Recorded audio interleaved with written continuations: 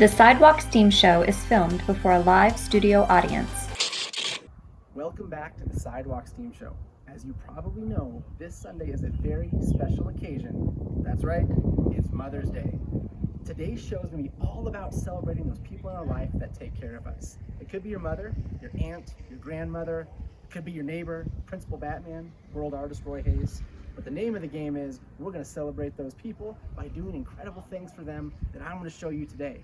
For example, you could play them a song, just like DJ Liv over here.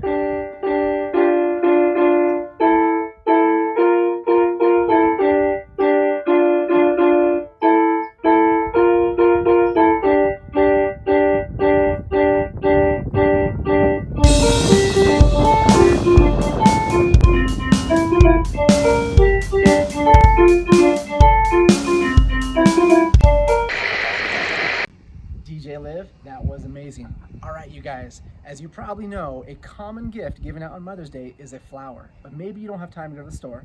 Maybe you don't have any flowers in your garden yet. That's okay. I'm going to show you how to make two different types of flowers with some items you probably have laying around at your house. The first one is a coffee filter.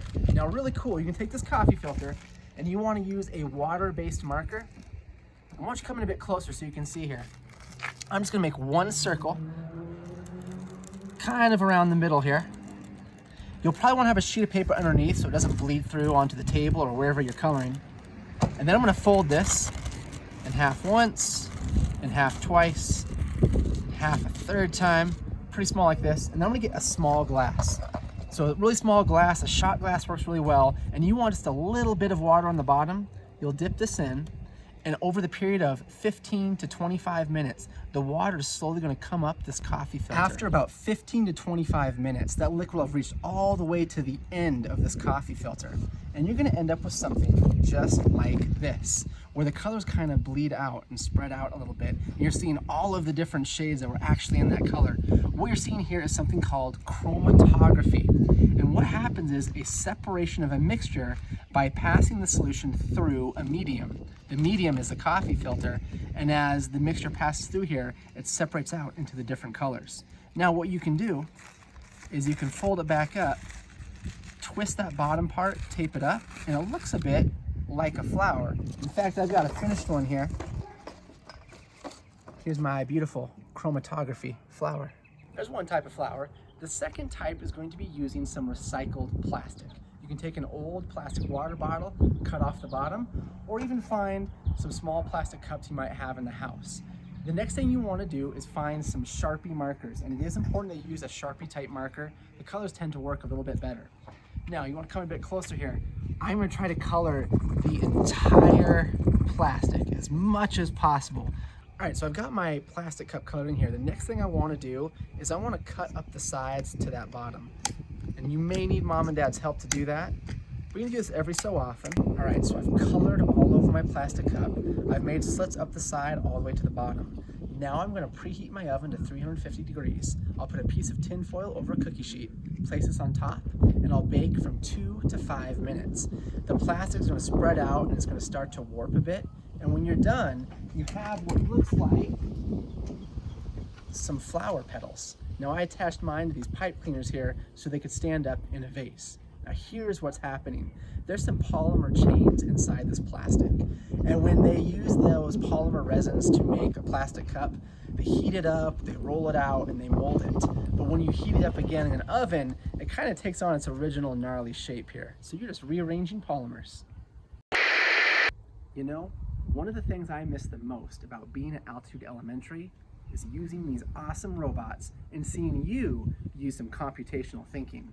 Unfortunately, I can't drop off robots at everybody's house. But in a file below this video today, I'm going to share with you some resources of how you can simulate using robots just like these. And I cannot wait to see what you come up with. In fact, I'm going to throw it over to awesome computational thinker, Costa Grissard. Costa, take it away. Hi guys, I'm Costa Grissard. I'm in Miss Ramsey 3rd grade class. So this is Dash, my robot. I named him Dash. You can name yours. You can learn how to code and then make your robot do what you learned, such as saying hi, bye, toodles, and many other things. So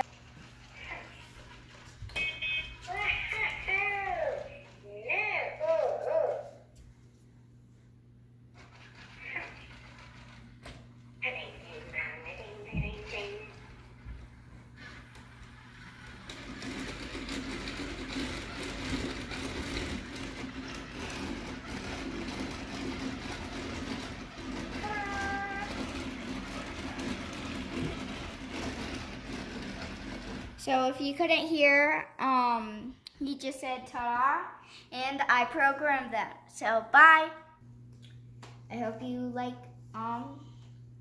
this type of robot as much as I did. Costa, that was amazing. Makes me think, what could I do? Biscuit, what should we try? Maybe we could start a boy band. That's a great idea.